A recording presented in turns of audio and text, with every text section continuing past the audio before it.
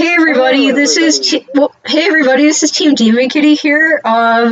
We're going to be playing some Horizon Zero Dawn, or as we like to call it, Horizon Zero Dawn. We have Condor as a guest for this again, and he's going to be doing the gameplay. Me and Osprey are going to be doing the commentary. Well, Condor will also be doing commentary. This would actually be good, Condor and I, to introduce a little bit of who we are, nothing personal, of course, outside of this game, so that people know what the fuck they're getting. Okay, so I will self-introduce. I am here. Okay, first of all, both Condor and I have seen this game all the way through before. I haven't played it, we have seen it, so we know everything that's coming. This is very much we know what we know. The other point, though, is why we're commenting on what we're commenting on. So I have been in and out of martial arts lessons, Chinese martial arts specifically, for like 11 years now. I know my way around weapons decently. I know what I'm doing with my fists decently. I know what a good and a bad weapon look like. So I'm going to be critiquing the weapons and the fighting in this because there's a lot of critique to be doing. I've also, while I'm not a game designer, I've watched an embarrassing amount of extra credits, so I have some idea of what good game design is, and in this case, what it isn't. Also, by the way, I did pick up knowledge of this game through Playframe. Shout out to Daniel Floyd. Also, shout us out to Daniel Floyd. Condor, you want to introduce yourself and what you bring to this? Yes. Well, first of all, I'm the Condor, or just Condor, as people might call me. I am a mechanical engineer, and I bring a wealth of knowledge in specifically the motion control industry for manufacturing, among other things for robots. But that's neither here nor there. I look at this as a person and a self-ascribed mechanist and inventor and see these machines that are going to be in this game and will give some meaningful critique on both good and bad aspects of their designs as I see them. These are, of course, just my own opinions on the matter, but nevertheless, I do believe, based on my own experiences of my work and world, that they will have some merit in the same. I'm also, of course, as with everyone here, doing a critique on the game itself, not only because I'm the guy actually playing it, but I can also talk about how perhaps if the game controls are good or clunky or whatever is going on. I have a long history and a long life of playing video games, and while I wouldn't consider myself to be very good at any particular one, I would say that I will also have a long history of knowing what makes a good game work and what doesn't. I'm just the person that doesn't know much about this game, and I'm going into this almost blind. I'm like the person that doesn't know things and is going to be surprised. That's actually has its own value because we get to see the reaction of someone seeing this story for the first time and what you can guess and what you can't guess. I'll also point out, since this game has a lot of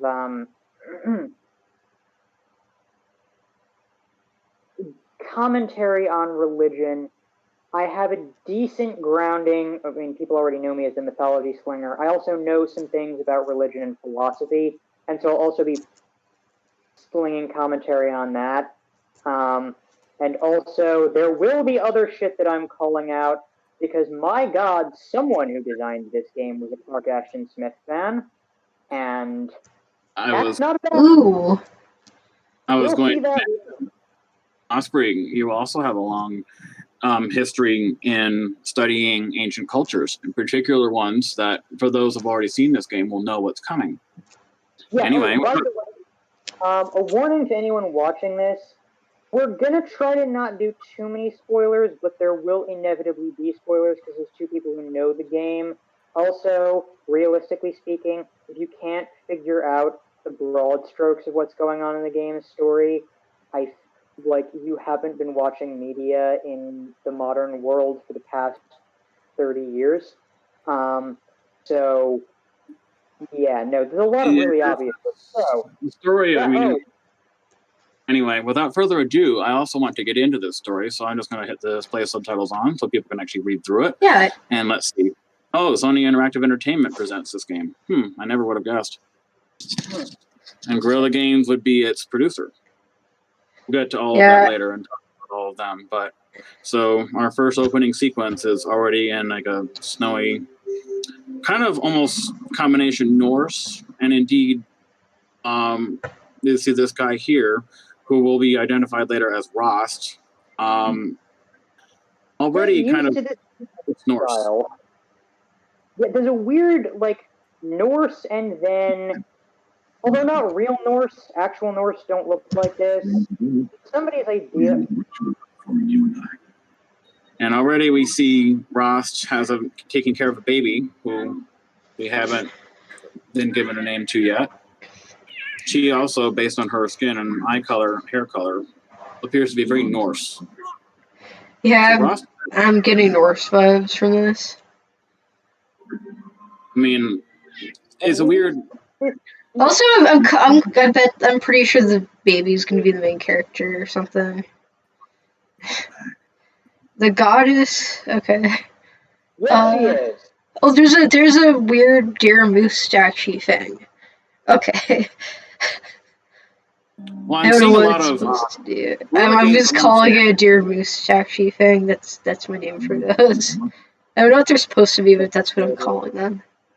So far, all the credits for the game, except for this one, have been Norse or Norse-sounding names in any case.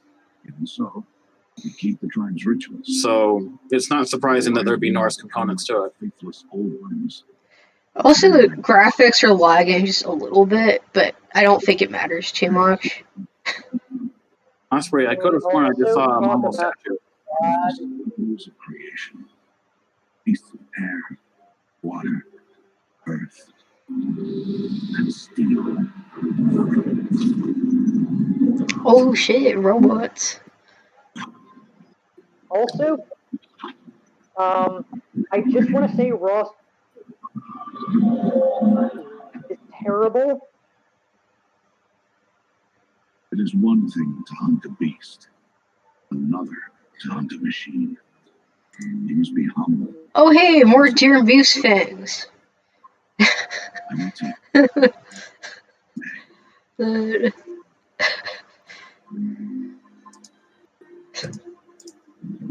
That is my name for them. I don't know what they are, but that is my name for them. Every robot also has like a questionable name.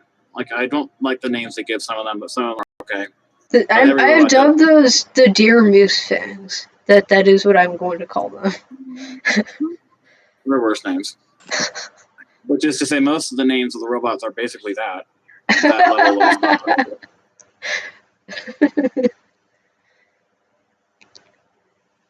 So now Rost, who is to take her to this kind of a medicine woman.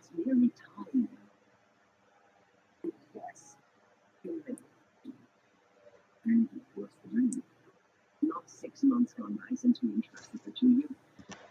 No, you by choice. She. I am a high matriarch, Rost. I bless whom I choose.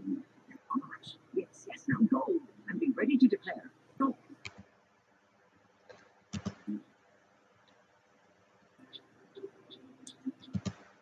So now we're gonna have a Lion King moment.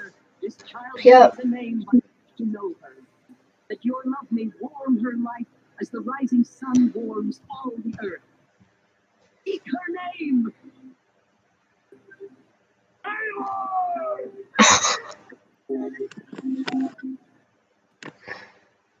Has anyone, I wonder, in the audience actually read anything by H.G. Wells, in particular the Time Machine? Well, I'm not in the audience. I have though.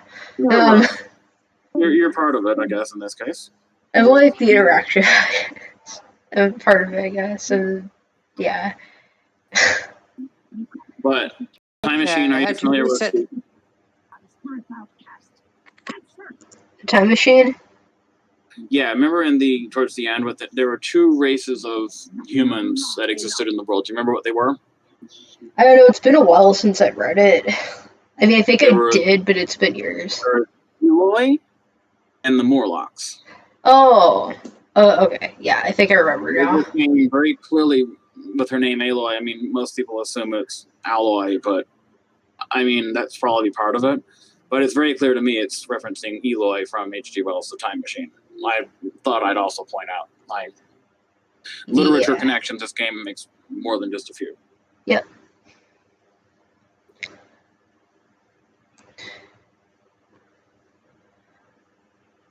Game data. Okay. It just crashed apparently. What? Oh, did it crash? It did, but I can fix that. Okay. Hold up, you guys. Sorry about this little. Yeah. I guess that tells me a lot. Okay. Well, also hello to the person who us. Sorry, we're having technical difficulties right now. We will be back in a second as soon as the game gets brought back online. I wonder if I can actually skip this. It's not going to let me skip the opening sequence, is it? Bet not. It's going to make me watch it again. I won't bother streaming it. Oh my god! Yeah, like Wow.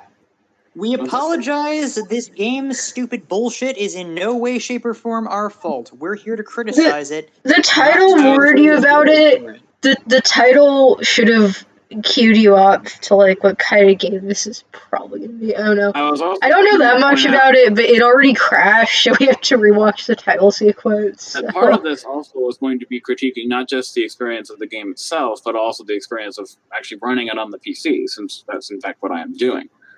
I'm also happen to be emulating a PS3 remote into this computer because I don't have an Xbox One. But the bottom line is I'm trying to see how well this actually works on a PC that's also, well, not a dedicated gaming PC, has really powerful specs. So this clearly is not a limitation of the PC. This is clearly just the game itself having difficulties. Yeah. One thing I will say for this game, it doesn't have the god-awful specular lighting that it had in the PS3 version. Be thankful we're playing the PC version because, oh my god, is the lighting terrible. On the other hand, everything looks like an action figure. You know, me and Owl were actually considering getting this game for the PS4 unironically at one point. To be fair, I don't remember it having these issues on the PS4, but that would almost be part of the implication. I wish there was a way I could skip the opening sequence. I'm not streaming it because everyone literally just saw it, but we had this repeating showing the robots and her being named again. But so what I don't know is there's literally no button I can push. So escape doesn't work. Start button on the remote doesn't work. Oh no. Hope I don't get stuck in a loop of having to do this. Well, it would be the first time that like a game has like fucked up and made us replay from the beginning on this channel. Well, that also says a lot too. That the game itself was either a bad port or it was so unstable to begin with that it worked on the PS4 because everyone knows that every PS4 is exactly the same except for the Pro and not Pro. But the thing is that if it's this unstable on a PC, that's still a problem, and that's worth criticizing here. It is the only other game that like has just like made us had an error that kind of broke the game and made us have to go back to the beginning was Hive Swap Part 2. And we played it literally right after it was. I played it literally right after it was released, and the bugs hadn't been patched yet.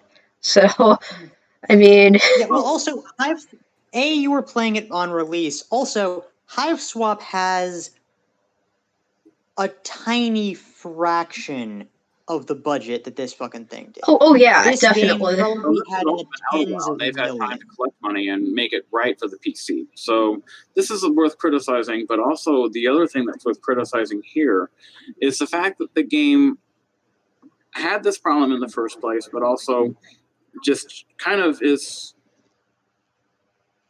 this problematic from the perspective of me is I have also a background not only in engineering but also IT, so I'm not stupid with computers. I'm just going to say, and if I'm having this much trouble with a game that I literally just installed today and I'm using for the first time, I'm just not okay with that.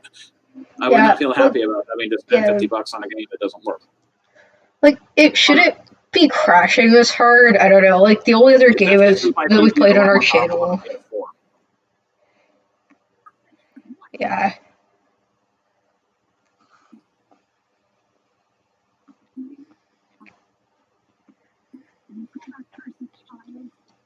Like, this should not be crashing. I don't know.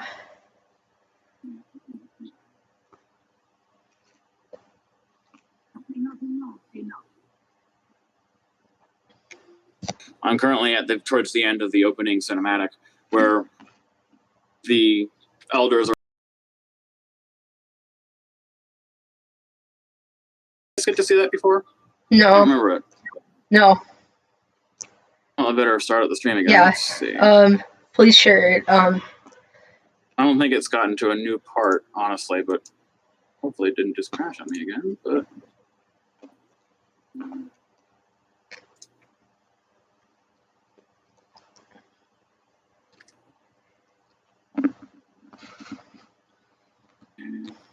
the game just crashed again. I'm not kidding. Are you fucking serious? Yeah, it said there's an error message that says, "Unfortunately, the game has crashed. Do you want us to report by sending help us fix the issue by sending a crash report?" Yes, I know you'll do nothing with it. But... Oh my god. And worst of all, I'm probably going to have to watch the opening cinematic again. Oh my god. You want us to sit through this shit with you so that we can at least let's suffer together, you guys. Let's suffer together. It'll be interesting to have it on screen at the very least, because right now I just have it be right back. Screen. Yeah, I'd go ahead and share it just so we can see what's happening, even if it's a repeat, because it's better than just having a stagnant screen. Yeah. At least everyone can get really, really familiar with the opening cinematic, which is to say, if that's the furthest I can get, I'm going to be very unhappy. Yeah, no shit. I'm not going to make us watch it again. Okay, hold up, gotta do this again. It's being finicky. Alright. And it won't right-click, and it won't let me do anything. Not building a cutscene skip function into your game. Yeah, like, I was about to say, like, can't they put a skip cutscene function or something? Like, pause or hit escape and allow me to do something. Yeah, I know. Like, that would really help a lot if they did that. I'm also going to deactivate my PS3 controller emulation software. It may be that was causing the issue. It would be weird if it did, and literally causes issues in no other game that I have, including games it wasn't designed for. Yeah. Like, I can literally run Flight Simulator 2010, whatever it is, with my PS3 remote, and that because it emulates a joystick essentially. But this game apparently has been thrown for a loop by it. So we'll see.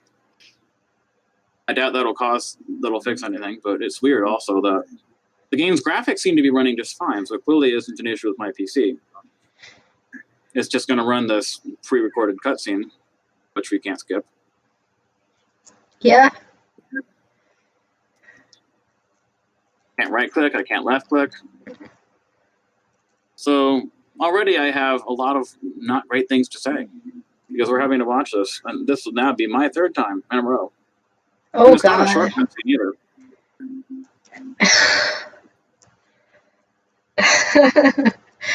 Oh, God. I think Osprey's own voice channel just dropped again. Yeah. Okay, I'm back. Here you are. We're having to watch this stream. I'm not getting game audio, oddly enough. No audio?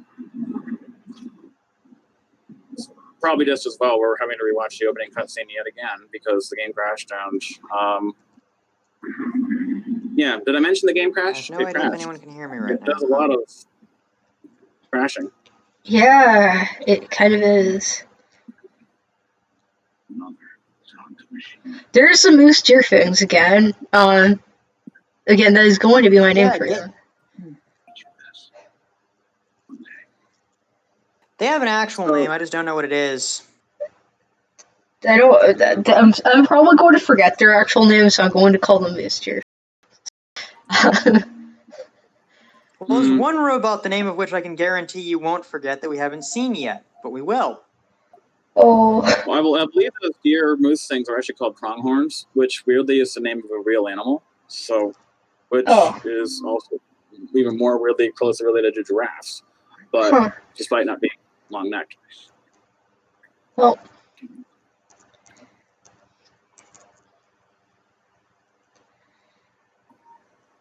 So, Osprey and I have often made the comment on this game that it was probably inspired by the pitch, what if Turok but machines? As in Turok Dinosaur Hunter, for anyone who remembers those games. Yeah. I think it's possible that Osprey's voice has cut out again. Oh, yeah, I'm not hearing Osprey. I'm talking now. Okay. There you are. I'm just like hoping everyone cross your fingers and hope that this doesn't crash again. If it does, I'm gonna have to cut off the stream. If it does, like, feel free to F in chat. Feel free to criticize Guerrilla Games for releasing. F in chat hard. Also, yeah. I love how they don't actually name the goddess. The goddess is just the generic goddess with no name, as no one would ever do. Yeah, okay. Yeah, that's a thing. Although that does get explained later. I'm also going to talk... You know what, I'll talk about that later. I was going to talk about the asymmetry of everyone's design except the matriarchs. The matriarchs are the only ones in this particular tribe whose clothing looks like something humans would ever make. Everyone else is so asymmetrical that humans like symmetry. Not everything historically was symmetrical, but by and large, a certain degree of symmetry is almost a universal, that's as close to a universal standard of beauty as any scientist has ever been able to find. It also just so happens that symmetrical clothing is a lot easier to make, by and large. Mostly because clothing, if you think of it as a cylinder, you wrap it around something actually like not sad that I'm not getting in-game audio, because I don't have to hear Rost's voice acting. I was probably going to mention it. At times his voice sounds downright bored. I've heard worse voice act. I can't hear it, but I'm sure I've heard worse voice acting. I think of a very specific game when I say that. That I don't think we're going to stream at any point, but if we ever do, I will point it out. Because it has some of the worst voice acting for Oh, did it crash again? You did. Oh my god! I think chat, y'all. God damn. Oh no, I'm so sorry, guys. I just be right back again. I'm gonna mute myself for a little while. I need to actually dig into something just to make sure it isn't on this end. I'm pretty sure it isn't, though. I think the game, with its has some major instabilities here. Keeping in mind, literally no other game I have is doing this to me. So most of which are old. We're trying. We really are. Yeah, I don't. This is the most a game has broken on our channel.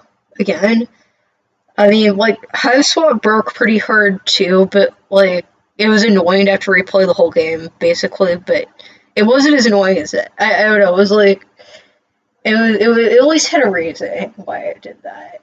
That was predictable. It had a reason. Also, there's a difference between a rinky-dink little indie game. Yeah. It had. I mean, bear in mind, this game was probably $10 million in its budget. It was. 10 million. Try almost 100 million. I'm pretty sure Sony had more money and resources for this game than what Pumpkin Studios did. So yeah. Oh, I want to say this: the game budget for this, I believe, was close to 90 million. Yeah. While we're waiting, let me look up the budget for Horizon Zero Dawn. I want to say that's what I remember it being. It was kind of absurd, actually. Yeah.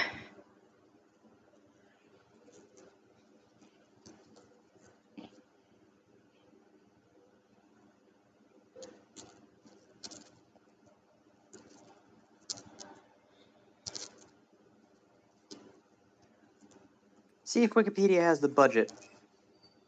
Budget? Nope. Am I gonna have to search Horizon Zero Dawn budget? I will do it. Don't think I won't.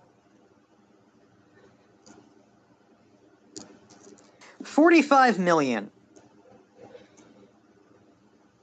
Oh, well, that was double. Oh, well then. Okay. Even assuming that the money raised for Hive Swap hadn't been stolen, that game would still have had, what, like 2 million? Yeah. Sorry, quote unquote allegedly stolen. But, yeah, it was stolen.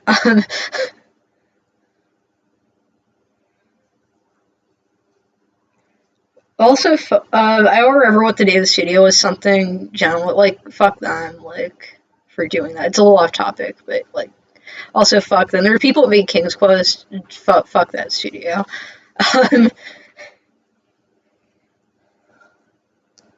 But yeah, like this game. Oh hi Owl. It's going pretty. It's just also Owl's here with me. Like Owl isn't really involved in this, but Owl is here. Yeah, I'm a little bit busy, but Yeah, it keeps crashing. oh, It's living up to the title we gave it. what was it called? Horizon Zero Dawn. Oh, It's living up to it. It also, to even make things even more infuriating and annoying, it keeps. Well, we apologize for the technical difficulties caused by either a combination of Guerrilla Games and the port that it did for the PS3. Honestly. Yeah. Not to mention we had to keep watching the opening cinematic because there's no way to actually skip it. Are we even still live? I'm assuming we're not. We are. We're still alive. Okay, cool.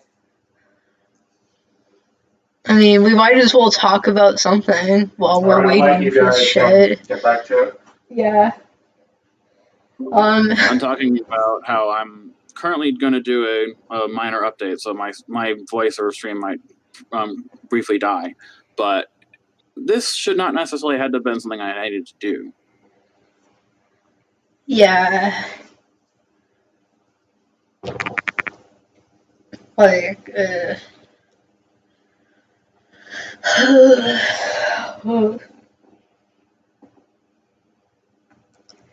this is a thing.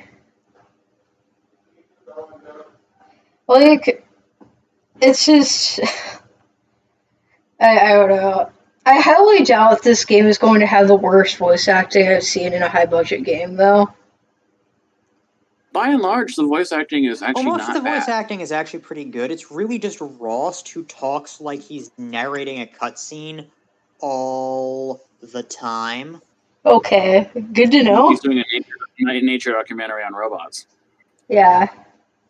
Hell, they were actually able to get Crispin Freeman into this shit. Well,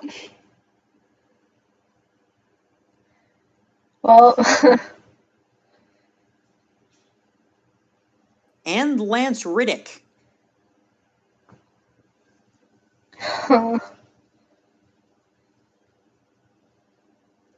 Crispin Freeman, probably most famous for voicing Alucard. Lance Riddick, probably most famous for voicing Kratos, whose name should actually be pronounced Kratos in the original God of War trilogy.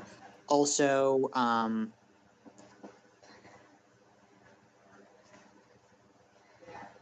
his voice also appeared in what's it? Oh yeah, he was in Avatar: The Last Airbender very briefly. He played the dad of the Earthbender that Katara wanted to help in season 1, episode whatever the fuck. Oh hey, Condor, you're back. Oh no, he still muted his mic. Whatever. we can wait. It's cool.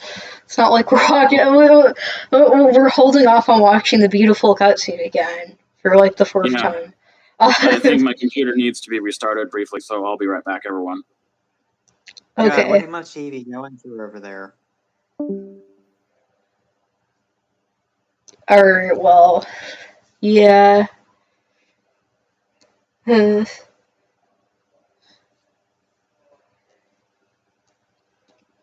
Okay, but yeah, this is, like, we could at some point stream the game that has the worst voice acting I've seen in a high-budget game, but then I'd have to admit that I've played that game. I'm not sure I want to do that. Because it's like, I recognize that it's not a good game, even if I personally like it. So...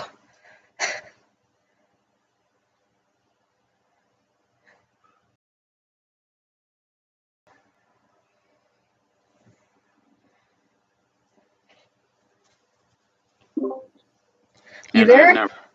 Yes. Okay, cool. The thing about having a powerful PC is it restarts fast. That's good. We're gonna try this again? You know, I wish it would just crash, like, right in the very beginning. That way I wouldn't have to, like, the entire opening cinematic before it decides it's not going to do what I want it to do. Yeah. Or, like... Yeah, this is almost as annoying as when Hive Swap 2 crashed close to the end of the game, but... Yeah. Yeah, this is pretty bad. Like, these won't start, I don't know. It's like it half starts, and it's like, no, you have to sit for the cutscene again, but we're not going to let you actually play the game.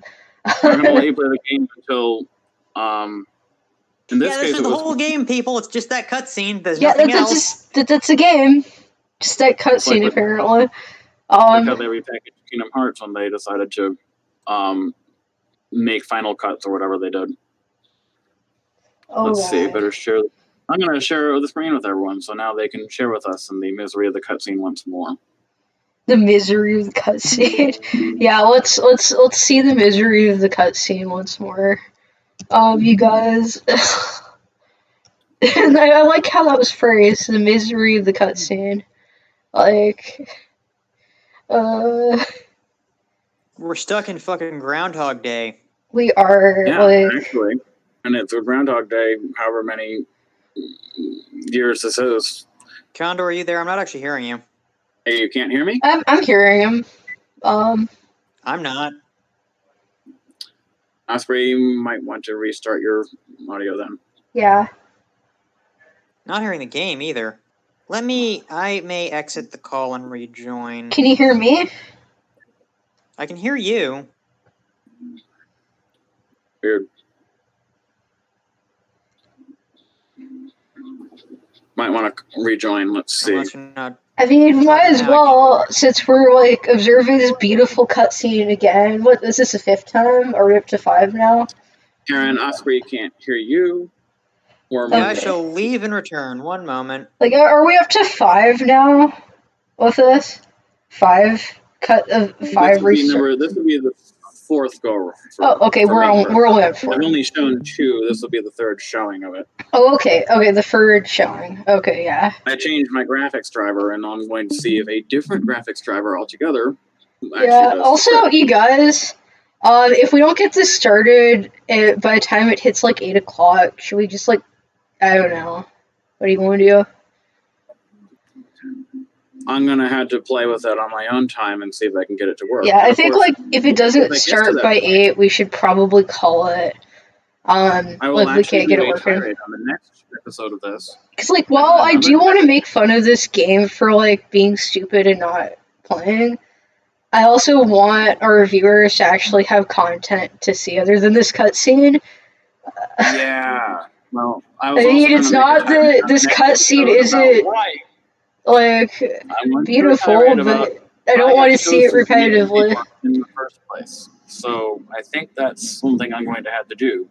Because it's also worth criticizing. I had to do it with Hive Swap, so, like, I had to literally go between videos and fix, like, the thing and get back to where I was, so. There's no shame in it if that happens. I would expect that from essentially an indie game, but this is a Yeah. big budget game that's already been out for a long Yeah, time. like it shouldn't be doing this. It really shouldn't be. I remember Sony talking about when they were developing this game, or I guess producing, and then I developing apologize it. to our audience for making them listen to Rost's dialogue multiple times. Wait, is his name Rost? How do you spell that?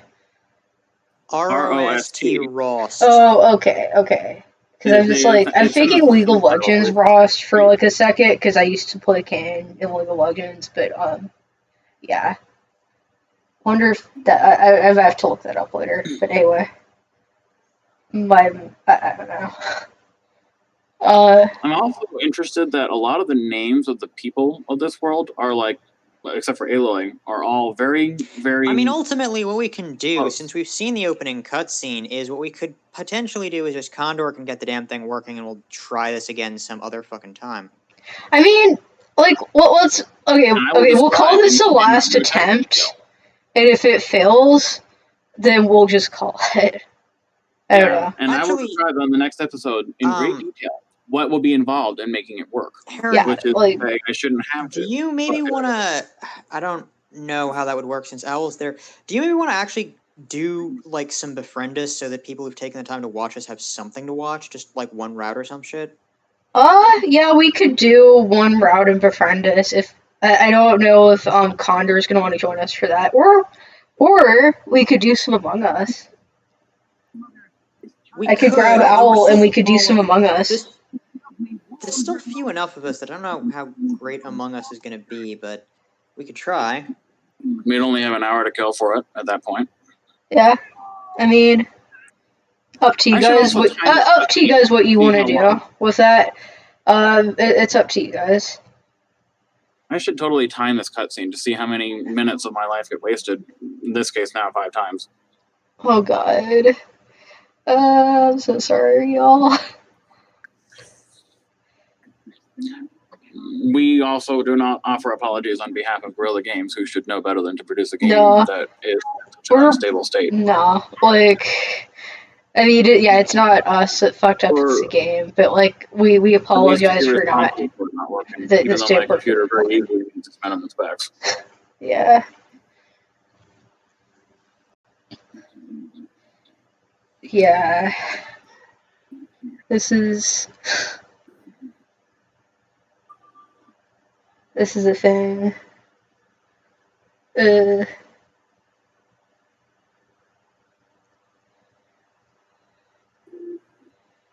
well, the moment of truth is pretty much upon us. We get to see the title of the game. Let's see. Everyone, like, please cross your fingers. Please cross your fingers about this one. No! God no! Damn it! No! This is not a crash. Oh. It's not? I'm just trying to see what this actually is. We at Sony, privacy policy. Condor, my phone is not registering. Like, it's not even doing the green circle around your icon when you talk.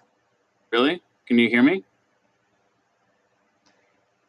Weird. I can hear you. Let me unmute myself. Oh, wait, I think, like, do you need to press one of these buttons to go forward at the bottom? Is it clickable? Yeah, I do. I'm just trying to see what they're actually... Are they collecting data on me and stuff? Yes.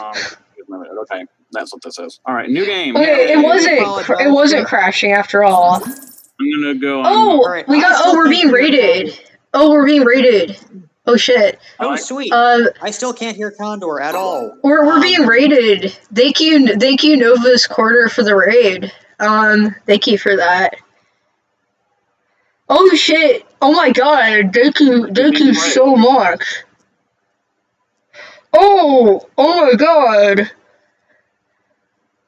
Oh, shit. Also, hello, Southern Belle from Hell. Like, props to the Global Gaming Hub server. I'm pretty sure it's I always remember like the abbreviation, but not the full name. But like, thank you for the raid. Good luck. Yeah, we were going to need it. We were having some issues early on with like technical stuff, but we think we've got it sorted out now. So Yeah, it seems the game Yeah, seems to be I still playing. can't hear Condor. He's turned his mic on and off, but if he's talking, I Okay, can't so hear him. like, That is a cheat. what's going on now in the game is it's like, Osprey, you might want to No, I can restart your- see it. I can't hear him. oh, wait, it paused on my thing. Is it supposed to be doing that? Oh, okay. No, I did that. You paused it. Okay. See, I Osprey, can't Yeah, tell you if it's paused it. like you pausing it or the game is fucking up sometimes. I do I'm that. trying to like, I don't know. If I had to change window for any reason, it pauses it automatically, which is kind of annoying, actually. God, somehow I had you muted. What the fuck? I don't even know what that was about. I unmuted you and now I can hear you. That was bizarre. This wouldn't be the first or last time, I'm sure I'll be muted. She's just running I off. didn't intend to mute you. Okay. I think it was somehow when I was like toggling around that I accidentally muted you. I apologize. Also, like, this is a great game. I'm coming into this blind, so I can't really form an opinion on this game yet. I just seen like a few, like, And now things. Aloy has fallen into the underworld. The underworld? Huh. The middle world. Oh, okay. The cave. Right. Not the literal underworld.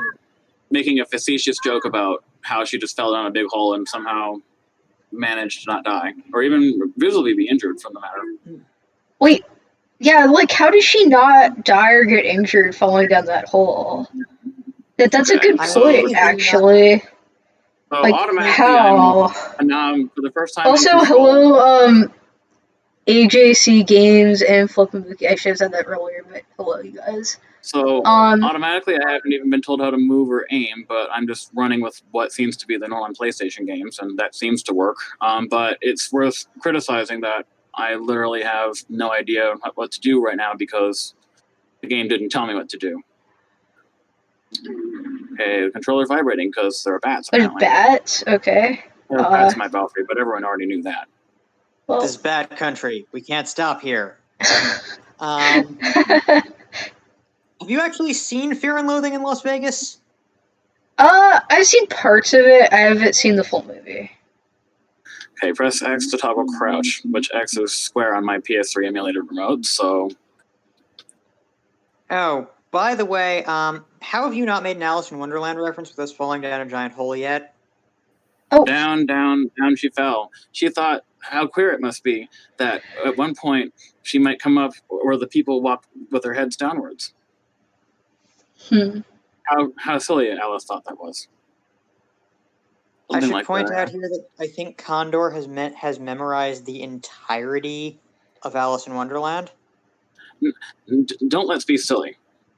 Also, I just noticed the follow from AJC Games. Thank you for that follow. Also, I should point that out. Thank you for that follow.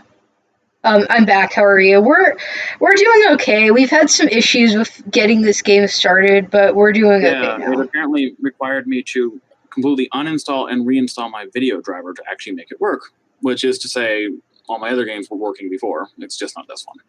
Weird.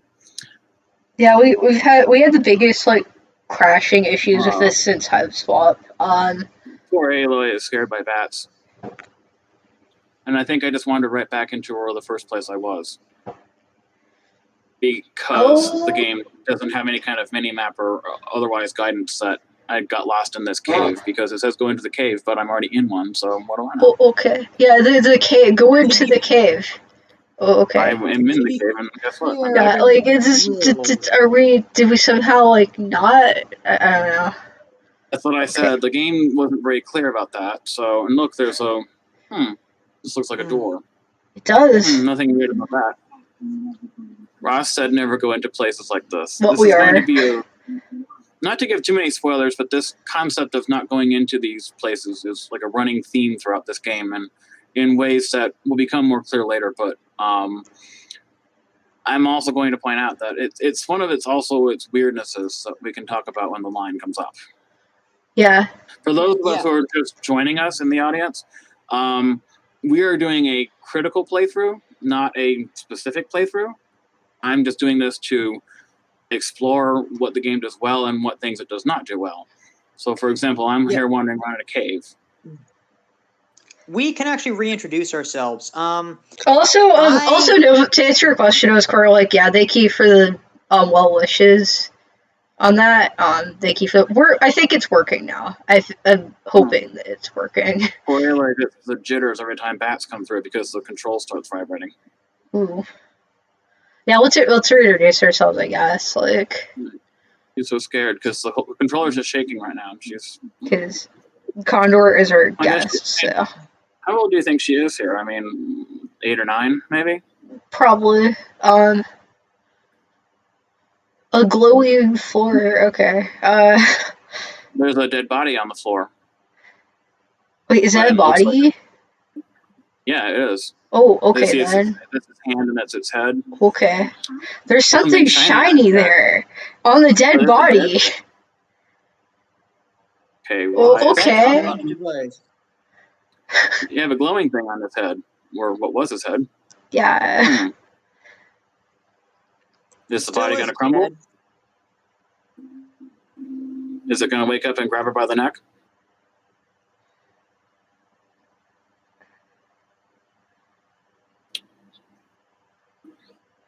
Ooh. Ooh. It's scary like some lights. Like transmitter thing, like some earpiece thing. It's a Bluetooth earpiece. Yeah, it's an earpiece. It's a Bluetooth earpiece. It's even blue. It is. Interesting question how it still has power after however much time it's been down here. That is a pretty good question. Like lights everywhere. Yeah. Toggle the focus by pressing the in this case the right control stick in and out does this. Ladies and gentlemen, we have a HUD. Yes, we do. And for the first time in this game, we actually have something that we are able to explore with. Because this Bluetooth earpiece that Alo just picked up allows us to have X-ray vision. Oh, cool. Oh, by the way, for those who just joined the stream, and also bearing in mind that when we upload the video of this, we may cut out the number of times that the game fucking failed. I am Osprey. I am, aside from anyone who knows this channel knows me as the Mythology Slinger, also the Living Lovecraft Encyclopedia. I also have 11 years on and off martial arts training, Chinese martial arts, most recently Wutan Baji under James Rogers several years ago. I'm here to analyze the weapons and the fighting techniques. I also know something about game design, having watched, frankly, embarrassing amounts of extra credits. In fact, I found this game through, well, it was Playframe. Dan had left extra credits at this point. Shout out to Daniel Floyd. Also, if any of you watch Daniel Floyd and have a way to shout us out to him, please do. I would love it if he took notice of us. Wait, was that right? Sorry, I just got distracted. That was indeed a rat, yes. Okay. Yeah, these are the thing highlights animals. Well, let me introduce myself and just go from there. I am Condor, or the Condor, certainly a South American scavenger bird for those who don't actually know what those are. Anyway, I am a mechanical engineer, specifically one who works in the motion control industry, which, among other things, means designing parts that go into robots and other material conveyance systems. Really a boring, long series of things and a not fun way of saying that I have a lot of experience working around motion control machines, like the robots that you might see in this game. At least they don't really look like that in real life because that would be silly, and I'm going to talk about why. I also have a lot of background in the subject of IT and technology, and also we'll be talking about the game's technical components. Like, for example, the fact that the game tells me to open the door that I'm pointing at right now, but doesn't really say anything about how. So the game sort of figures out that I'll stumble my way. Thankfully, I've also seen this game all the way through, so I know you actually had to do this. But you actually have to go and explore and follow the control panels to everything else, and then magically the thing will know what to do. Oh yeah, Condor and I both know this game. Yeah, I guess I should introduce myself too. Although you guys, if you're from like the Discord server, you probably know me. I'm Night Heron, and I'm like, I'm basically, I've never played this game. I'm going into it mostly blind here, and I'm just sort of along for the ride. Like that's what I'm doing with this. Like I'm just honestly here to like see what's going on and like react to stuff and like sort of come into this mostly blind. Is like someone who has like who hasn't really formed an opinion about this game yet. I'm like the the fresh meat here kind of for this game. So yeah. So apparently, you're supposed to go to see what the lock is supposed to be on that machine, and then go to this machine, which is supposed to.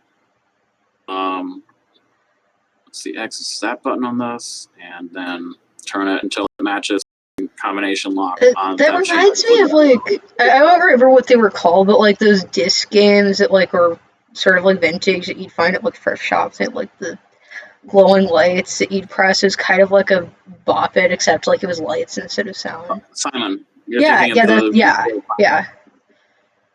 that's what it's called. Like it reminds me of one of those. Wait, what did you say it was called? Simon, as in Simon Says. Yeah, it makes sense. Sorry. Like it reminds me of one of those things. Like but that's the thing. For some, I mean, I've already seen this game played, so I kind of had an idea of what to do here. But the game at no point actually told me what I was actually supposed to do. And while some people might want to know that would be too easy, but this is a game that very clearly isn't just for one audience. It's trying to appeal very broadly, which is why I think we'll find in the long run it does a lot of the things that it does. And as such, this is not one of those things I found intuitive at all. Well, also, it wouldn't be too easy because this is the tutorial. Yeah, I'm literally learning to play the game using Aloy as a child here to learn to use her hologram machine. Oh, he has a hat on. This dude has a hat. See, she's seeing the recording of this ancient memory. Yeah, I can tell. I just noticed he has a hat though. I don't know, like I know this is like serious, but like the hat is just making me like I don't know.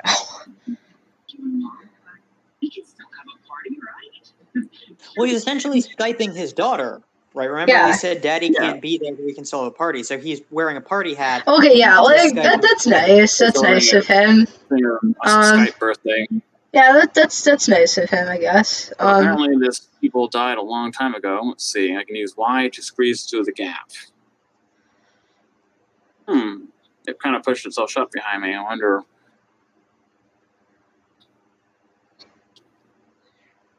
So now that's giving me this little icon right here, which talks, I guess, is supposed to imply I'm supposed to go that way. But this is a problem I see with a lot of PlayStation games. Notice that the icon is through a wall, which you might be able to intuit to follow the stairs up to that place because it's kind of up. But sometimes this will appear through a wall, and there is no obvious way to it, that instead it tells you to go through a wall, and you had to try and fumble your way to find a way through it. This is something a lot of PlayStation games have been doing these days, and I don't like it, personally. Yeah. By the way, we will say when the game does something well also, like, there are good things to this game or we wouldn't even be bothering with it if it was just stupid. Like, there are truly garbage things out there that we're just not going to bother with because they're beyond critical analysis.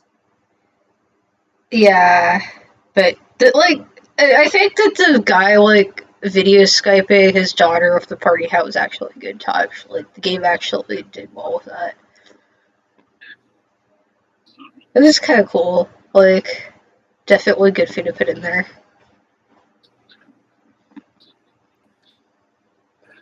So there's a religious guy over there who's giving a particular prayer in his fumbled way as he lay there dying, I guess.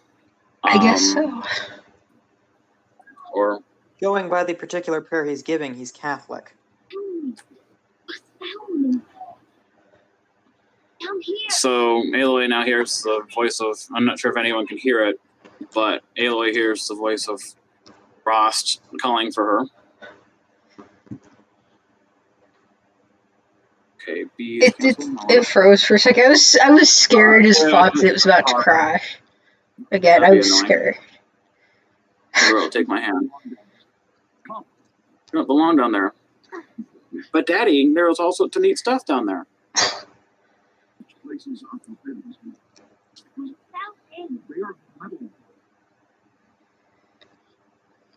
The metal world. That's what apparently this future civilization refers to it as. I mean, it makes sense. That makes sense. He wants her to give up the earpiece. Why? They're dangerous. No! Such things are dangerous.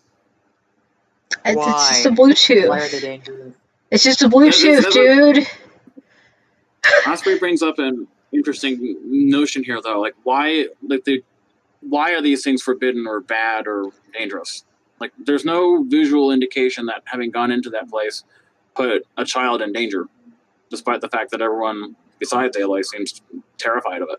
I mean, there were bodies down there, to be fair, but, like, the Bluetooth thing doesn't look particularly dangerous, so, like, I don't know.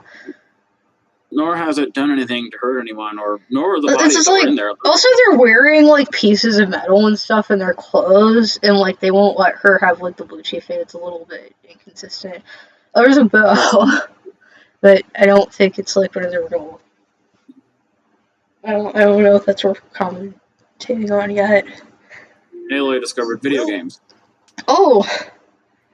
You know, I just realized they don't have any reason to not go down there because those phantom images that they might take for ghosts, like if they had said there are ghosts down there, we don't wish to anger them, you can't see them without a focus though, so they don't see that. Yeah, now we're learning archery. Now it's time to talk about this bow. Okay, our weapons expert is on board. Oh, okay.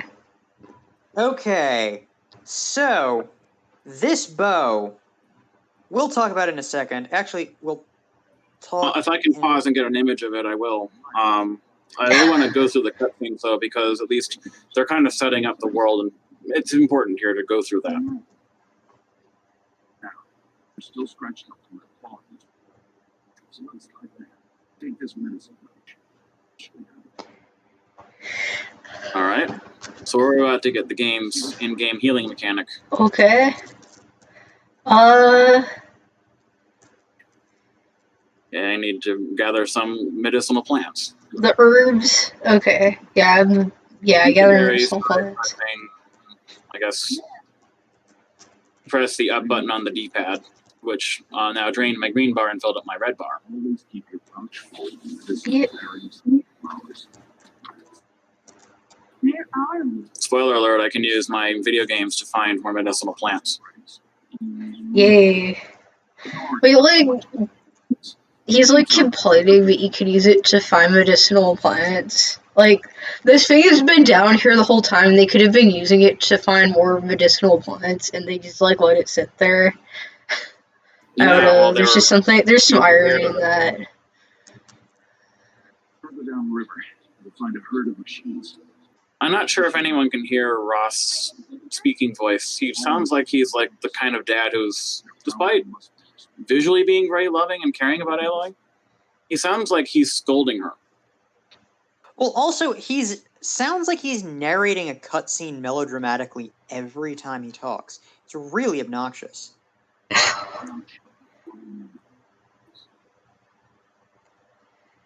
So Yeah, I can't really hear him, so I don't get to hear his wonderful voice acting. You're not missing much. You may want to. Yeah, like I said, he's the Watchers depicted as a caring and loving dad, but he sounds like he's angry with her. Like, oh, it's kind of cute. He sounds like that, but he isn't. The Watchers are kind of cute. They, it's funny. A lot of people say that, and to me, it has a fundamental design flaw, which is that it's a robot that very clearly is designed to be a lookout, but it walks bipedally like a red-eyed bird, like an emu or an ostrich. So the most efficient way for a machine, and they'll be identified later in the game as having a finite power source, to move around especially if it has to have legs, would be to hop like a kangaroo. And this one would be exceptionally well set up to be hopping around like a kangaroo. Hey, Ross, where'd you go? Oh, your camouflage is really good. There's a bunny. There's a bunny. But yeah, yeah. walkers really should be hopping like a kangaroo. And that way they can also have their heads more upright, which if they're a sentinel, that would be kind of what you design them to do. At least that's what I would think. I mean, that makes logical sense. It does. I remember seeing this played on the PlayStation 4, and everything in this particular scene I remember looked like it was wet, like it had just rained. And on the PC, it actually doesn't look that way, which I can honestly say I commend the game for. I didn't see or hear you. Yeah, removing the specular lighting is just a good move. The specular lighting where everything appears to either be wet or have just been brushed finely with olive oil, it was... I understand why they did it on the PlayStation 3. The fact that we're in the PS5 era and games are still doing it is not a good thing. Yeah, like, Who's that? Ignore him. Why is he up there?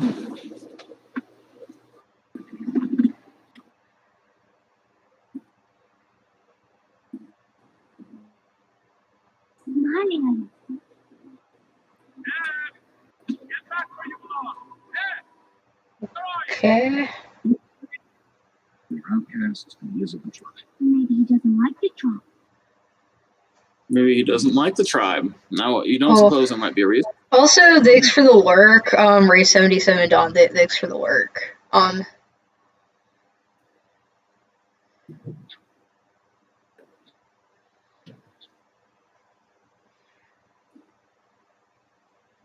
So now we're just going to follow Ross down to his nice little hunting blind. Yeah. Thanks for the lurk, Flippin' Bookie. Thank you too. See them? Ah. They're called striders. Striders. He referred to a robot as a strider. a robot horse, in fact, as a strider. Which definitely is not a reference to Homestuck in any way, shape, or form. I'm also going to point out that I'm the only one here who has not read Homestuck. That's not true. Oh, okay, here. Al attempted to briefly and then gave up. So. Yeah. Why? Like, the robot horses named Striders. So now, Ross told me to pick up some rocks. Oh, okay. So I'm going to pick up some rocks, like you said. Oh, look, there's a raccoon. I mean a trash panda. A raccoon? It seems rather appropriate that in a world which is essentially a naturally occurring junkyard, there would be trash pandas. It does make sense. It absolutely does. Come on, Ross, wait up. I'm only 10 years old. You're an adult with much longer legs. We're crouched down in case the kangaroo sees us. All right. Let's throw some rocks. But rocks can't hurt machines, right? Well, apparently they would hurt machines in Star Wars, so... I like kind of just throwing rocks at them. I don't know, it's kind of funny. Like... They're throwing rocks to distract. I was going to say, I'm going to just reveal... That's what Ross is just saying. The rocks cause them to turn and look where you threw the rock. Well, yeah, it's still funny, though. You get to see Ross actually do it, and you'll see what he's going to do. You know, see, first I need to get into in position. some ways, not throwing them, but like a sling stone might be more effective against a robot than an arrow. Throw the rock near him. So notice that when I threw it, the little kangaroo bird thing just turned around and its light turned yellow. So I'll throw a rock near him. Notice there's all these little glowy things, so it tells me kind of where to throw it. And now it's going to lure it closer to Rost, and he's going to ambush it. Because it totally makes sense that he has the strength, and with his spear, we'll call it that and be generous, to actually impale a piece of metal that clearly is also designed to not be impaled. Yeah, no human could do that. I actually, again... Let's actually take a good look at this prey here. It's very clearly armored with either plastic or metal. Something that, like a impact plastic like Kevlar or carbon fiber. I don't think that his sharp spear would actually be able to even penetrate it. So I can hold Y, which allows me to collect a sparker and the metal shards out of it. Metal shards in this game, by the way, are money. So obviously Ross is Superman, which is how he's able to do this. That's also why he talks like he's constantly narrating. Yeah, and I guess that makes sense. He's Superman. Now that I see it. So I'm just gonna bring something up here. So, as I said before, my last teacher was James Rogers, i.e., student of Tony Yang, student of Liu Yunchao, student of Li Shu Wen. Yes, the Li Shu Wen who was in Fate Grand Order. He was real. He taught the guy who taught the guy who taught the guy who taught me. Li Shu Wen himself, I don't think could stab. I've not even heard that he could stab a spear through a solid metal plate. I have heard that he could use it, that he could take a sheet of rice paper, rub it in honey, get some flies to stick to it, and then essentially stab each fly with his spear without piercing the rice paper. But that's precision. I've also heard that he could punch hard enough to kill you with one blow, which, I mean, it's not instant death, it's like internal bleeding. Or stopping, or throwing your heart out of rhythm, but... Okay. So Ross just told me how to take not straight wood and literally magically use my mind to just craft 10 arrows to use with my little hunter bow that she's... Stay here and be quiet. Let's see. Yes, Ross because how else would you craft arrows?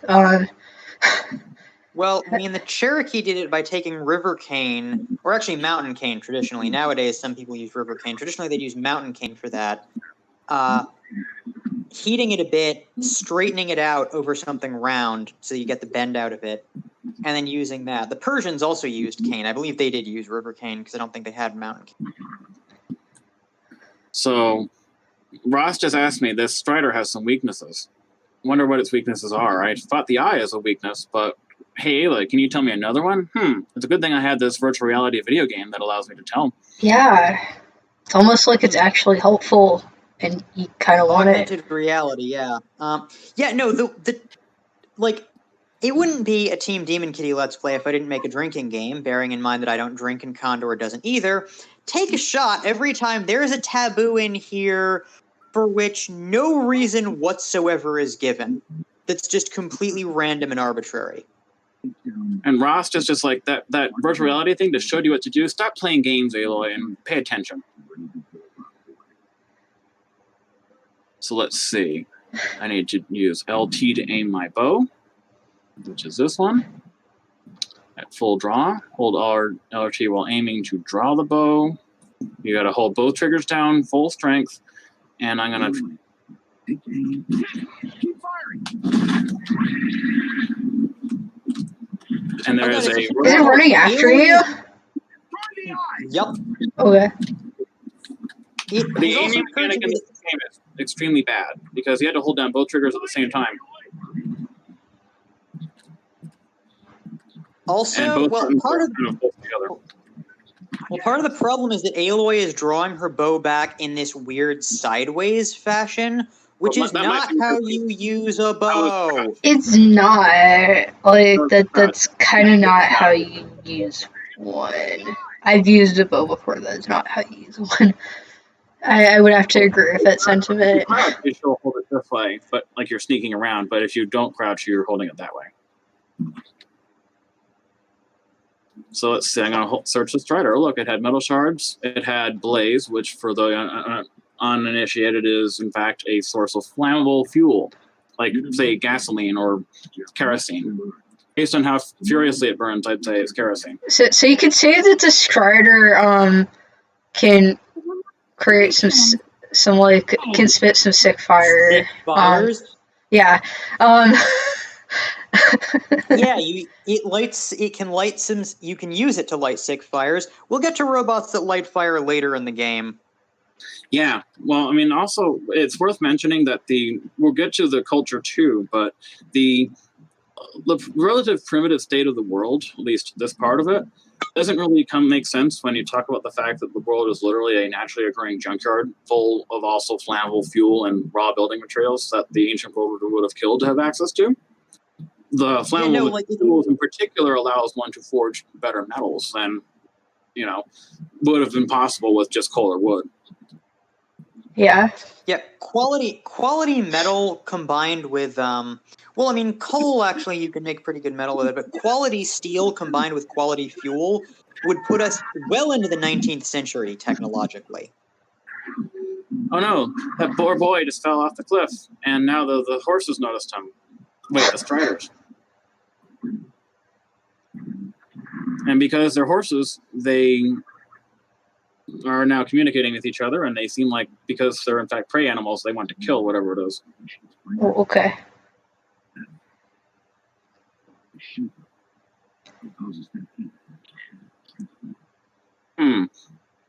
It's a good thing I have my video game. Well, it's an augmented reality system is what it is, which makes sense that, well, we'll talk about why that exists later. Yeah, but... Dad, he just doesn't want anything fun to happen. He reminds me of someone I've met, actually, unfortunately. In all seriousness, though, actually, we'll talk about the culture and tech later. But like, if you had reliable fuel and reliable steel, they'd be steampunks. We would be in the 19th century technology. At the very least, we'd have steam-powered machinery. Yeah. See, because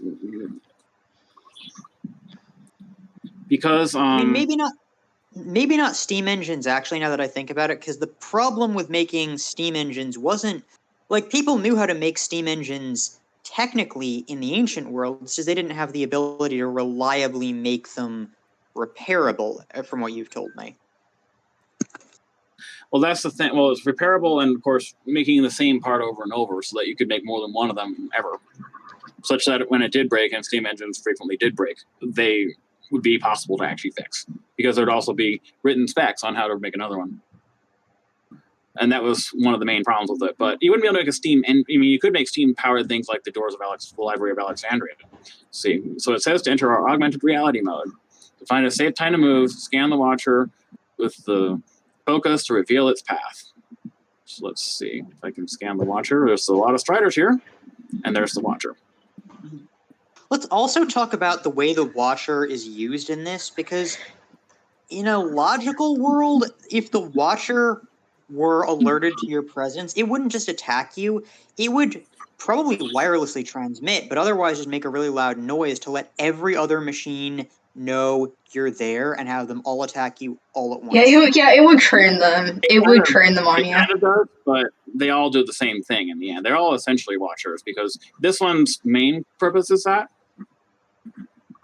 So let's see. Now that I'm using my augmented reality to tag it, I can use it to tag its patrol path, which is useful because these little paper airplanes on the ground tells me that it's going to go that way, and when it's like out of my field of vision, I can then sneak into other tall grass away from it.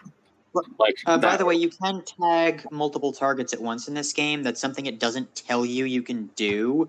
But hey, that would have been nice if the game to have told me, considering better also gather all these nice trees. It's a good thing the robots don't notice it disappearing. Oh, look, a rock, too.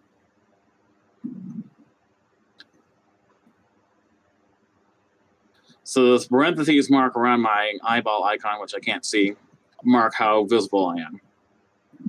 Which is to say, it's like a little slit right now below my compass. So let's see. If I pull my augmented reality up, tag that watcher, and his patrol path actually takes him back the other way. Well, it's a good thing somebody kept the software on this augmented reality up to date all this time. Considering as far as the game is concerned, it's been sitting in that cave for like 100 years. Yeah, Maybe more. obviously it's up to date somehow. And charged. How does it not run out of power? My Bluetooth headset Okay, has like, maybe actually, I have a theory about that. Like, maybe the Curious. cave itself is, like, one big charging hub, you know, like those wireless, like, charging things that people have. Maybe the whole Spoilers, we cave is never just have one to of charge those. this thing at any point in the game. It seems to have infinite energy, so no. Okay, actually, yeah, that's a good point. For that figured out Yeah, later. this one apparently Um, has a Promethean battery or something, but yeah, which for those who don't know, that's a battery that's radioactive beta decay. It doesn't actually store energy; it just produces energy for many, many hundreds of years. yeah, Most of the Voyager probes and stuff are powered by that because, of course, it's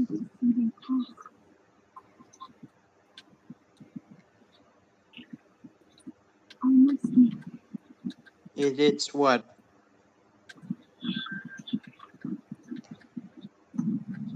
Hello? I'm here. Yeah. yeah. Oh. Yeah, by the way, for anybody who doesn't know what beta decay is, that just means it emits electrons. Yeah, beta. It's the helium nucleus, which happens to be it's actually a proton. It's emitting a positive charge, essentially. It's nice because when you're powering a spacecraft, that has to be away from not only solar energy but all meaningful sources of recharging for decades at a time. That's reasonable because this battery will actually last for thousands of years in some state of charge. It's not appropriate to call it a battery, but it's actually a form. It's a naturally it is technically naturally occurring, but humans make it in the quantities that would actually make it useful. A power cell would be a more accurate term. Yeah, that's probably exactly. So when people talk about like a beer can nuclear reactor type thing, that's really what they mean is a Promethean power cell.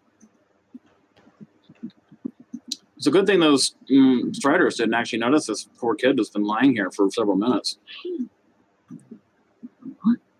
Apparently.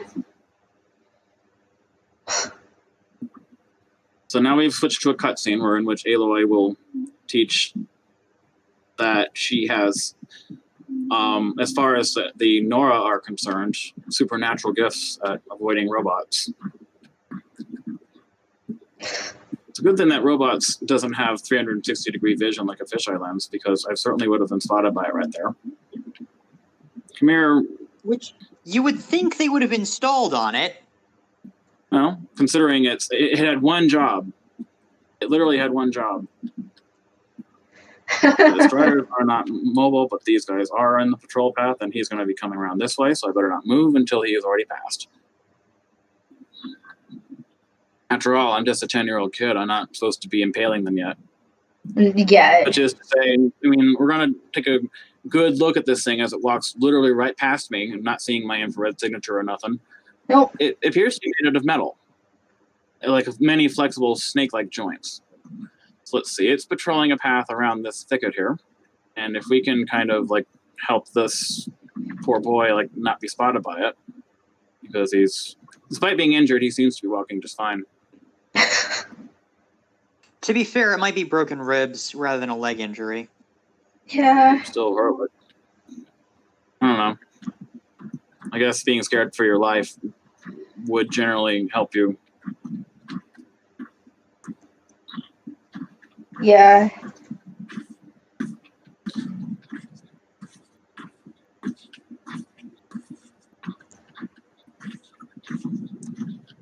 There goes the bad robot. So let's see. Quickest way, I think we should sneak this way.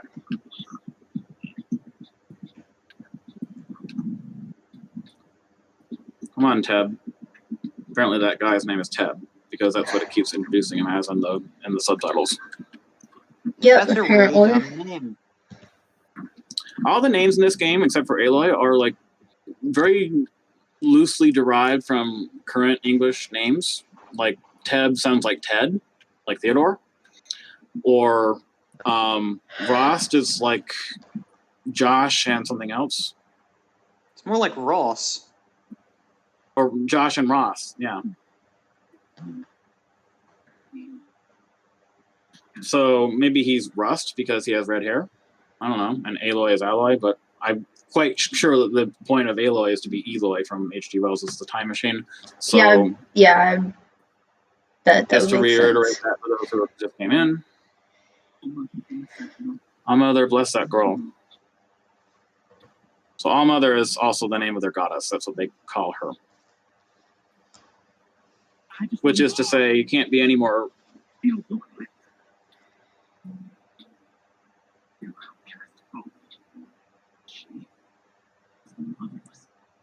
Okay. Capital sin in their society to be motherless. Back to Mother's heart. Okay, I want to point out, by the way, that these guys have spears with actually straight shafts. Like, the heads don't look very good, and they Oh, the stream cut That out, was you the guys. crashing. It crashed? Yep.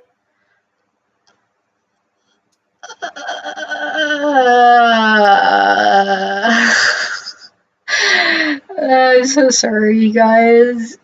No. We're sorry that it happened, but we're not sorry on behalf of Guerrilla Games, who No, we're not. despite having it working better than it ever had tonight, the good news is it allows me to continue and not have to watch the opening cutscene again. That's good. So let me try and get the share back going. Just a minute.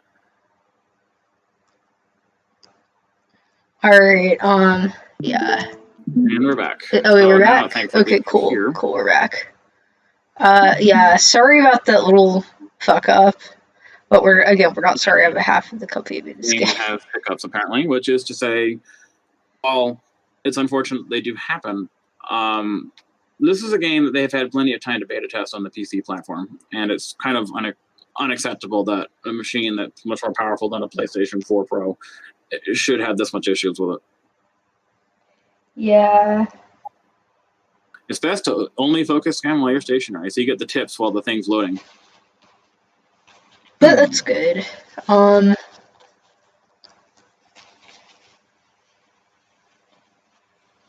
So the game isn't being very clear with these tips. But again, shards are the money of this world. They're just apparently shards of metal. So because the world is literally so soaked in metal bits, despite the fact that they have scrap metal, most of which would probably be high-grade aluminum or steel, they don't use apparently a lot of steel weapons or weapons derived largely from high-grade sharpened components. That would be very easy to do with the wealth of flammable fuel and metal. So the game takes a long time to load.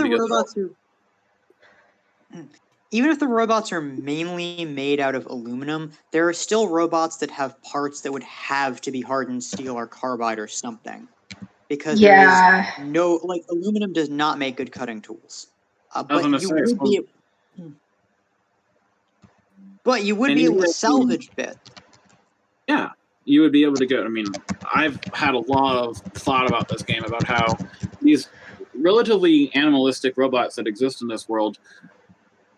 Okay, so we're back with this guy, and I'm going to have to walk him out of the woods again. All right.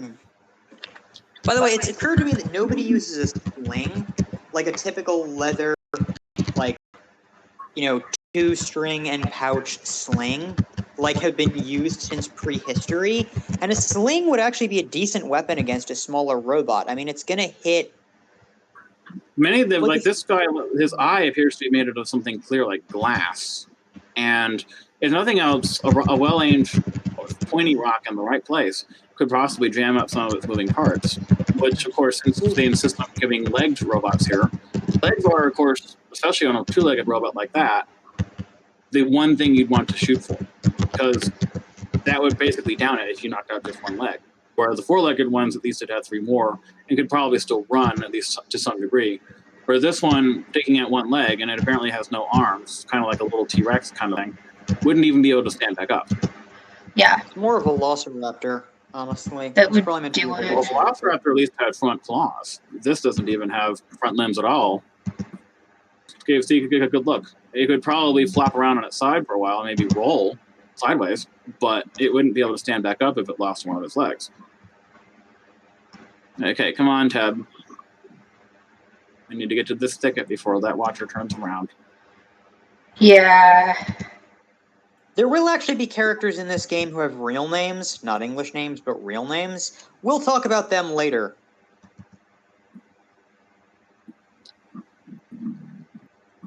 Let's see. So apparently I need to be going that way, back to Rost. So, speaking of not names that are... Uh-oh. Apparently a watcher spotted me despite being in a thicket of grass, but I made it back home to Daddy.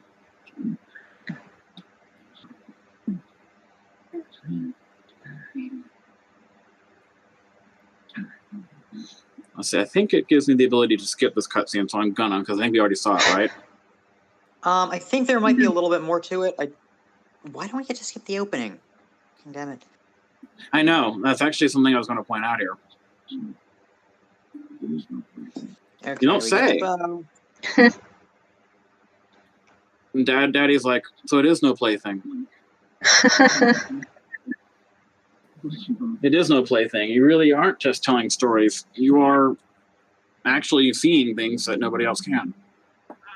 To be fair, if a kid told you they could see things no one else could, your first response would be to assume they were making it up. This guy's armor actually isn't too bad. It looks like leather lamellar, except why is he wearing only one pauldron, and also why is he not wearing metal lamellar? Metal lamellar armor could be everywhere in this world. That's a good question. How much metal lamellar... His spear is, at least has a straight shaft, but the knife, pointy part of it, appears to be lashed onto its off-center. Weapons expert, do you want to make any comments about that? Okay, that off-center, all the spearheads in this game are weirdly asymmetric and appear to be attached with lashings, or like there's a hole through them and they're lashed in. Fundamentally, there's two ways to attach a spearhead. Actually, there's more than two. So there's a socketed head, right? So you have a socket in the head that the shaft goes into. There are ways of lashing a spearhead where you essentially cut a socket into a stick, place the head in. Stay away now, mother. And the bullies are being bullies. They just throw a rock at poor Aloy. Oh, okay. Oh, she caught it in midair. Like, it was just like... I'm okay with that. So She's like, bitch, I don't have time to fuck around if y'all is out doing robots. Yeah, we have a karmatic system in this game. So you can choose the fist action, which I guess could be bad because it's confront and challenge directly. You can choose the brain, which is, well, I think we can figure out what that is, and the heart, which is don't throw the rock in this case. But there are many actually, in the game. There's not really a karma system. Also, karma actually means action, not the results of your action. So that's a misnomer in English. Fun fact. But ultimately, there isn't a bad choice. Any of these choices is potentially valid. It's just which one you want to do. As There's not really a wrong one. There's no consequences as far as I can tell in this game. Okay, so it's not like a Fallout game where like if you make certain choices, you get bad things happen to you. Okay. As far as I can tell in this game, there doesn't seem to be any lasting consequences. Okay. But Aloy, I mean, to be fair, she's very good at throwing rocks. She could be just a hobbit in disguise. Apparently. Just nailed him in the hand. That's hard to do. And not the rock that he was about to throw out of his hand in the process. It does take skill. Like, she's 10. She really must be a superwoman, which would explain why she's able to use that thing that she uses later that vaguely, in the most vague possible sense, resembles a spear, and then impale metal robots with it. Yeah. We'll talk about that when we see it. And we'll talk more about the heads as well. So, first of all, why are they not either forging or grinding the heads to an even shape? Paleolithic humans made fairly symmetrical weapon heads. We know this. We still have them. How do I do it? So, Tell me. The proving. Ross being a half-assed parent here. Those who pass become braves. To the one who wins. yeah, he's also, for those who can't hear him, he's reading it kind of like a storybook. And I'll do it. Like he's narrating an audible audiobook. Whatever it takes. Oh, okay. Oh, this wouldn't even be good for narrating an audiobook. This is only good for narrating a melodramatic cutscene and nothing else. Honestly, if he had just been Again, like he's obviously super rare because he narrates like that, and he can kill a robot with a spear that easily. Um, But he never actually, when he says that he's proud of Aloy, he never actually look, says. she's using an actual spear here. Again, it's the weird asymmetric heads. She's shooting this bow. We'll talk about the bows more later. Rock climbing, cool training montage. Oh, actually, let's talk about the way that those spears were being used. They're clashing them together in almost the middle, which is where you have almost no power. I'm not a staff fighter, by the way. I'm mostly a swordsman. I also use a spear. You never clash with the middle of your stick. You block with the middle of your stick if you're desperate. But you don't strike with it because mechanically, you get power at the end. You don't have any power in the middle. And if you have a spear, you're not going to clash with it at all. You're going to keep the point online and try and jam it into the other person with a thrust. That's how spears work. You stab with them. You can cut with some spears. Actually, that is kind of how spears work. Like that's just Spear 101. It's like in the Mask of Zorro, the pointy end goes in the other man. Yeah. The complex thing with a spear is not attacking; it's defending.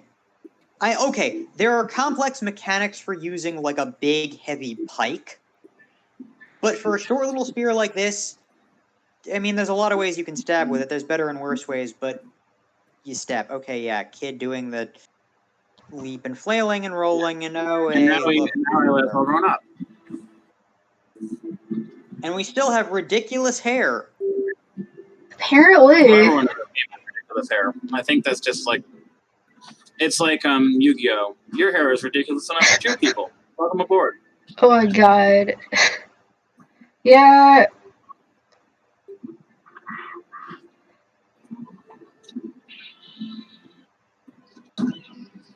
It's weird also to see the way that the Watchers are actually doing an attack animation, kind of like they're jumping and clawing like a Velociraptor, despite not having what a Velociraptor would use actually as its primary weapon, which is its front claws. So these bows are bending like they're spring-based bows. I've seen bows that move like that. These don't seem to have any kind of tension spring on them that would actually provide power, unless there's a resisting part that I'm not seeing that's metal. I'm going to see if I can pull out the bow so we can get a good look at it. We're still in a cutscene at the moment, where Rost apparently... Oh, hi, Ashley Birch. Goes off without me. He wouldn't do that. Well, look, I've leveled it to level 3. More sculptures of the deer moose fangs. So you can knock them off by shooting arrows at their armor, which is to say... You can shoot the deer moose sculptures. Using small machines using RT. Which is to say, if I do that, but I can also then pull out my giant spear thing, which is to say... Let's actually have a... Okay, now that we're not in a cutscene, let's have a look at that spear thing. Let's get a close-up. Wait, what? Oh, that's... Oh, okay, that is one of the few things I've seen for this game is that spear. And... Spear in air quotes. Spear again. You don't pull it out to do that spin, swing thing. But you can see that it looks like it's a gun stock with a sharp metal thing on the end. But why? Why does it look like that? It's not an even straight shaft. You wouldn't shape it. Like, if you had this shaped stick, you would have fixed that head perpendicular to it and use it more like a scythe or an axe. Yeah, like a spear shaft. A spear shaft has... I understand why she's swinging this, because the shaft is too crooked to get a straight thrust with, but then why is the head affixed like that? Why not affix it perpendicular so you can get the maximum power and puncture with the point? Also, how is it attached? It appears that there's a hole in the spear that's not a socket, that's like either... Well, that's just like it's a charm, it looks like. No, there's a charm, but also I'm not clear on whether there's a gap in the metal head that a piece of wood is shoved through, or the piece of wood has been split so the metal can be put through it and lashed on, which is a valid way to attach it to your head. The metal appears to be like a separate piece of junk metal that has like a round hole in it, or a series of round buckles that buckle it to there's a round buckle and then an opening on it. They didn't, you wouldn't make it this way. I don't care if you found this convenient-shaped piece. Having it asymmetric like this is a bad thing. Yeah, having it be that. I tried to make a spear out of found objects when I was like in middle school, and it was I knew nothing about making spears, and I think I made a better spear than that. Also, the length of the spear relative to Aloy's body, assuming she's like, we'll say 5'10", 5'11", she doesn't look like a small woman. How does she get enough power to knock this thing over with that small spear? I don't know. Yeah, that spear is like because she's at best. She inherited her father's like super strength because her dad is Superman. She's like very clearly. Not her biological dad. I was also going to point out that's not her biological dad. Okay. Well, in that case, I don't know. I don't know. An adoptive super dad. Oh, okay. But yeah, that spear-like object is actually no. That can't even be 3. That can't be 3 feet long. That thing is under 3 feet. Well, she's getting an absurd amount of power in her swings with it to knock over what appear to be like essentially solid wood, attack dummies. Well, she's also holding it. Oh, she's also holding it wrong. She's got her 2 hands bunched up and is swinging like a baseball bat, which is not how you swing basically any weapon known to man. And she's doing that jump swing thing.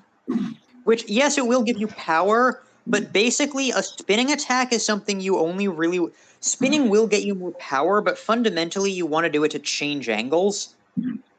Either to get an angle where you're not directly on line of their attack and get off to the side of them, or if they're getting off to the side of you, bring them back on your line, or hit them if they're starting to get behind you, or just hit, like, a spinning back fist or a back elbow can be something you do to destroy, like, break expectations, hit them from a different angle that they're not expecting quickly, and it has to be a sneaky, because if they see it coming, then you're going to get hit in the back of the head or grappled. But so it's also worth mentioning here that this weapon would probably be decent if, for example, the sharp part of it was just sort of embedded into it at a 90-degree angle to what it is now.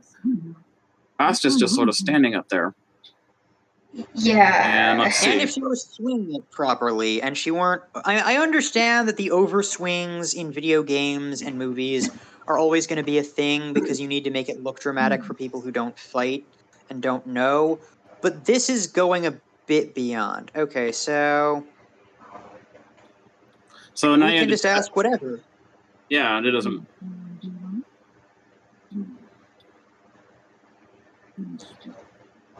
I've been thinking about your training. Learn to hunt, not to survive. I feel there's a lesson I failed to teach you. What lesson is that? I'll always learn what you have to teach. Even if it is in a boring voice, you teach it.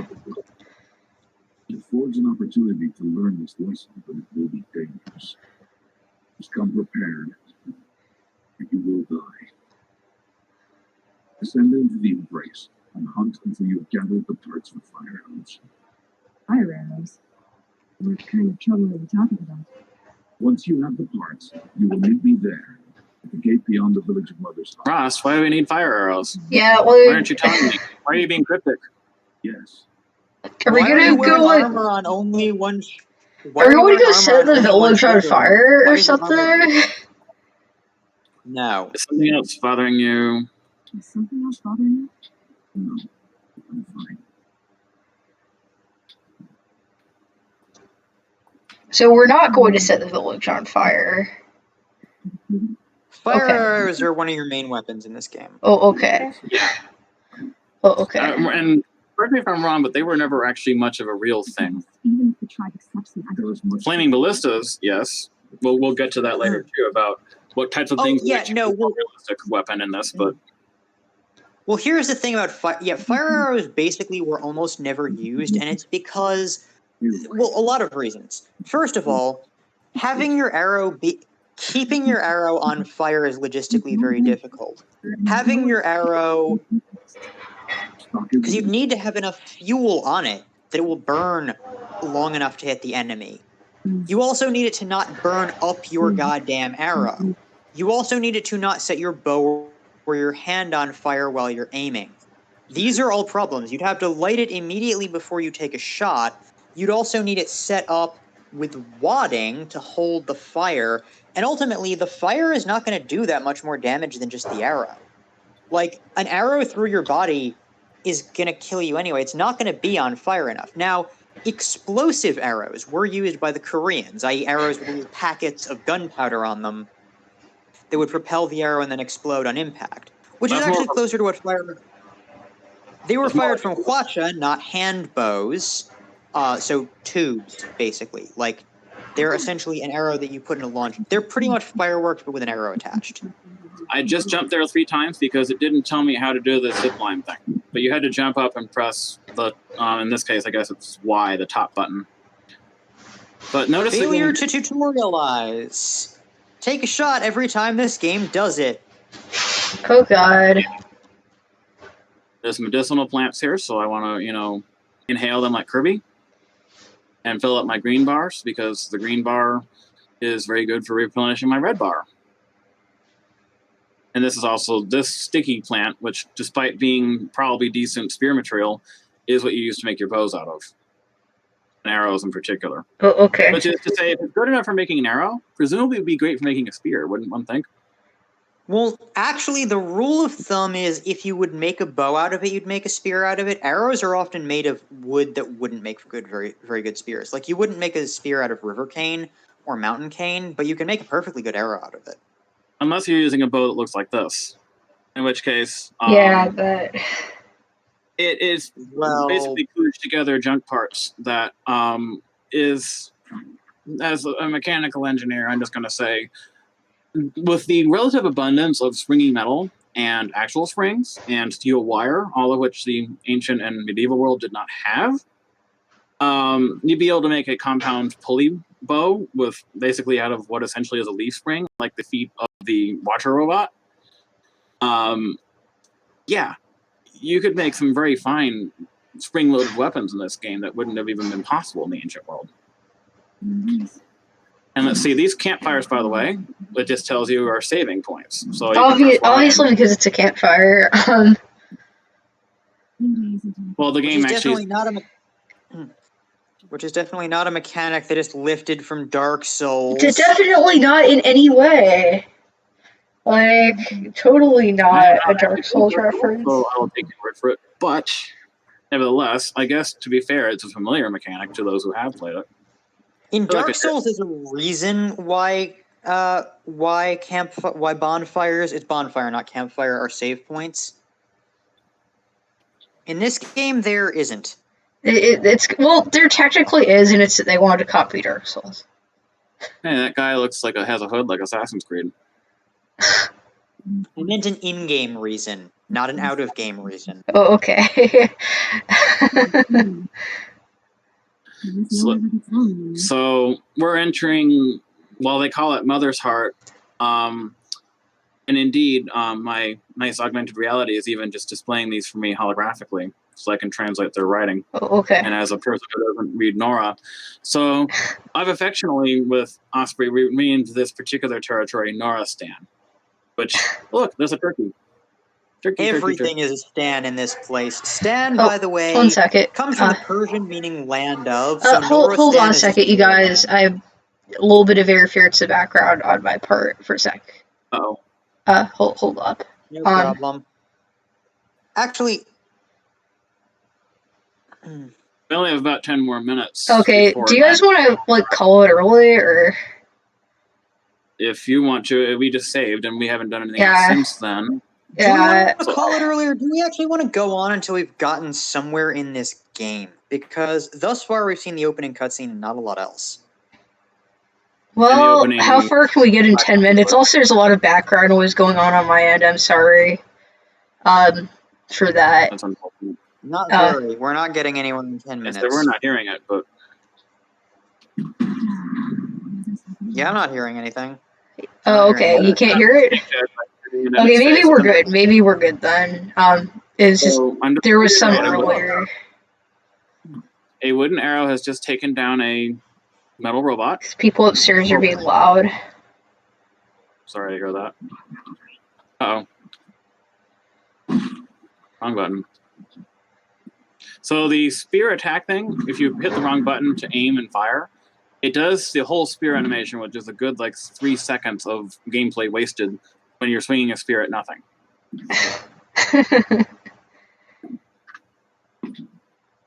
Spear in air quotes. The spear.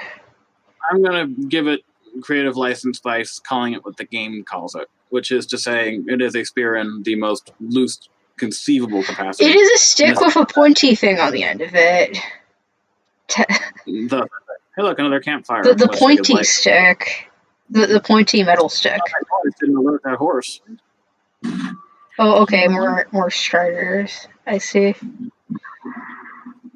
Yep, that's okay. Well, let's attack the striders with our pointy, metal stick. And I just literally butchered it. So yeah. Yep. So I need to, destroy some more horses here. Let's see. I'll save that campfire until after I've gathered all the necessary resources. I'm tempted to call the spear just the pointy metal stick from now on. It wouldn't even be metal for the most part. It would be what looks to be like the shape of a general, like a gun stock, with a metal thing wrapped around the end. Well, I mean, the metal part is pointy. Oh, the pointy stick. Let's call it the pointy stick. No one else will help me. Aw. I know how that feels. Oh, shit. I'm desperate for help. Whatever becomes of Princess. What's the problem? Trouble with your leg? Forget it, Alan. It's my daughter, Orana. She's in danger. She went after a scrapper near Mother's cradle. I fear for her life. I can't even stand up, let alone go after her. You help me find her? I'll do what I can to help your daughter. Make sure she's all right. So now we have introduced the game mechanic of, hey, can you do my chores for me? Oh yeah. The chore quest. There's also weird, really crudely done face paint that a lot of people wear. At least his face paint looked like it was a symmetrical and interesting design. But it's also this, It's something you can make a spear out of. It is. Yeah, I mean, it's not actually, it's not quite straight enough to make a really good spear. You want a straighter... That tree right there. That would work. That's if you make arrows out of, so it probably isn't that good, but... Well, actually, the ridgewood, if it's tall like that, you could make a decent spear out of that. Yeah? Well, I mean, also look at all these pine trees. I mean, most of their smaller branches, but not too small, would actually be fine. Boy, it's a good thing my swinging my spear around by pressing the wrong button didn't attract the attention of that watcher. Well, for a throwing spear, for a thrusting spear, you wouldn't want pine. You'd want, as American woods go, ash or hickory that are native to America. American oak is not great for spear making. Oh, or locust wood, black or yellow locust, either will work. I haven't seen one of those trees here, but... Well, I haven't either. Locust is more of an... oh, look, the whole horde's after me now. It's a good thing that horse doesn't mind being shot in the face. Apparently. That one did, though.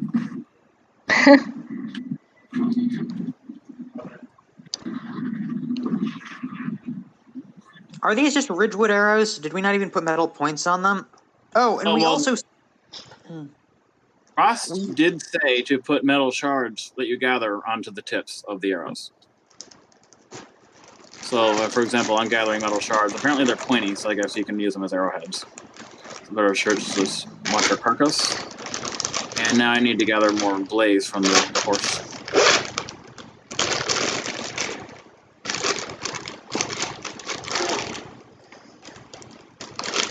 You guys there? Hello? Hello? Yeah, I'm here. There was some lag. We're here. Oh, it just crashed again. Well, it's nearly 9. I think we're calling it a night. yeah. Honestly. Okay, before we go, you guys, I'm gonna end the recording, but not the stream.